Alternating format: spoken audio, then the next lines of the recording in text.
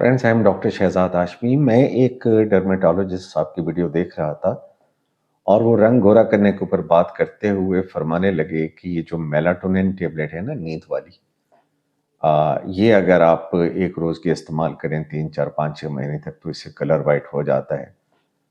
तो मुझे तो बड़ी हैरत हुई और अफसोस भी हुआ कि देखें दोस्तों, मैं आपको क्लियरली बता रहा हूँ, आप इसको गूगल पे चेक कर लें। मेलाटोनिन जो है हार्मोन, ये स्लीप का हार्मोन है, ब्रेन से आता है और रात को अच्छी नींद लाता है, सर्केडियन साइकिल को बेहतर करता है।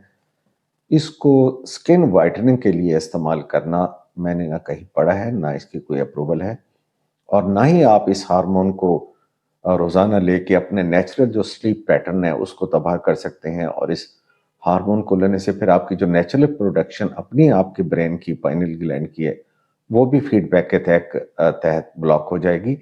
इसलिए रंग गोरा करने के चक्कर में मेलाटोनिन खाने वाली दवाई का कोई रोल नहीं है।